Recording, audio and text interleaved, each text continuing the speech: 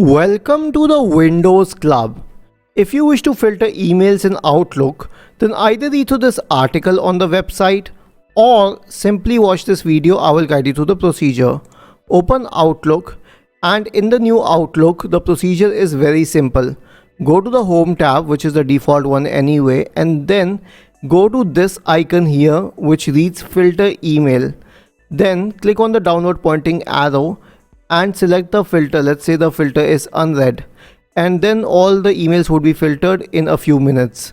Isn't this easy and interesting? If you have any doubts, please go to the original article on the Windows Club, scroll down to the comment section and write your query. We will surely answer to it. Do not forget to subscribe to the channel. Thank you for watching this video and have a nice day.